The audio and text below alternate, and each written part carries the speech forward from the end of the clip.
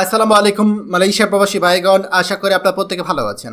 মালয়েশিয়াতে কর্মসংস্থানের মহাসুযোগ বাংলাদেশিদের স্বার্থ রক্ষা করে মালয়েশিয়াতে চুক্তি। চলুন খবরে বিস্তারিত জেনে নেওয়া যাক।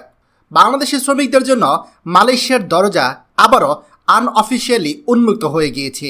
বহু প্রতীক্ষার পর অবশেষে কলিং ভিসা চালুর ব্যাপারে দুই দেশ সম্মত হয়েছে, যা আমাদের বাংলাদেশের লাখ লাখ শ্রমিক পরিবারের জন্য বড় ধরনের সুখবর। মঙ্গলবার 13ই আগস্ট মালয়েশিয়ার প্রশাসনিক রাজধানী পুত্রজায় বাংলাদেশের প্রধান উপদেষ্টা ও মালয়েশিয়ার প্রধানমন্ত্রী উচ্চ পর্যায়ে বৈঠকে এই সিদ্ধান্ত নেওয়া হয়েছে।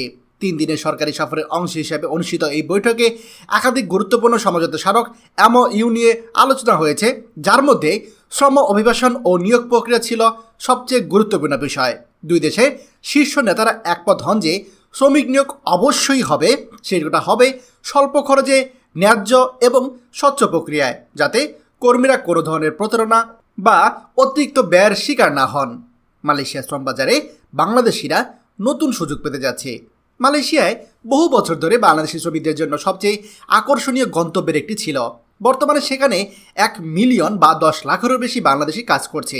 আনঅফিসিয়ালি এই সংখ্যা 13 লাখের মতো হতে পারে।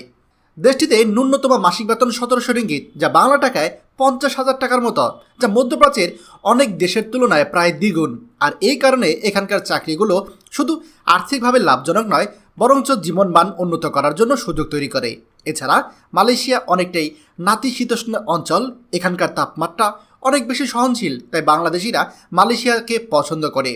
2017 থেকে 2024 সাল পর্যন্ত প্রায় 3.5 লাখ বাংলাদেশি শ্রমিক মালয়েশিয়া গিয়েছে, বেশিরভাগই ডিজিটাল প্ল্যাটফর্মের মাধ্যমে। তারা নিয়মিত বেতন ও সুযোগ সুবিধা পেয়েছে।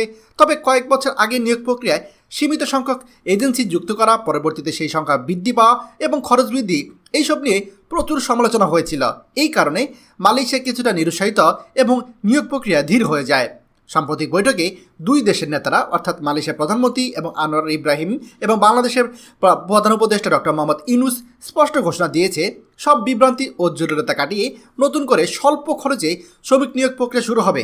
সবচেয়ে বড় খবর হলো, মালয়েশিয়া কলিং ভিসা এখন আনুষ্ঠানিকভাবে চালু হওয়ার জন্য ঘোষণা যদি নাও এসে থাকে, অনানুষ্ঠানিকভাবে বা আনঅফিসিয়ালি এটি চালু হয়ে গিয়েছে। এর ফলে যারা মালয়েশিয়া কাজের সুযোগের অপেক্ষা ছিল, তাদের জন্য সম্ভাবনা নতুন দ্বার খুলে গিয়েছে। বর্তমানে ইতিমধ্যে ভিসা অনুমোদন পাওয়া 8,000 শ্রমিকের নিয়োগ প্রক্রিয়া পুনরায় শুরু হয়ে গিয়েছে, যারা আগের নির্ধারিত সময় যেতে পারেনি। এটি শুধুমাত্র 8,000 পরিবারের জন্যই নয়, বরঞ্চ আসন্ন মাসগুলোতে হাজার হাজার নতুন শ্রমিক পাঠানোর পথ সুগম করে দেবে। মালয়েশিয়া বাংলাদেশিদের জন্য অনেক বড় একটি সুযোগ দিচ্ছে। এই সুযোগ কোনোভাবেই বাংলাদেশ সরকার তথা আমাদের প্রবাসীরা হাতছাড়া করতে চাইবে না। প্রিয় মালয়েশিয়া প্রবাসী ভাইগণ, খবরটি আমাদের মালয়েশিয়া প্রবাসী সকল ভাইদের সাথে এখনই শেয়ার করে সবাইকে এই গুরুত্বপূর্ণ খবরটি জানার সুযোগ করে দিন।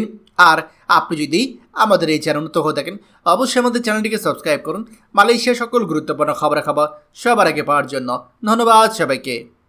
আমাদের সকল ভিডিও আপডেট সবার আগে পেতে আমাদের চ্যানেলটিকে সাবস্ক্রাইব করুন। সাবস্ক্রাইব করতে সাবস্ক্রাইব বাটনে ক্লিক করুন এবং বেল আইকনে চাপুন, যাতে আমাদের কোনো নতুন ভিডিও আপনি মিস না করুন।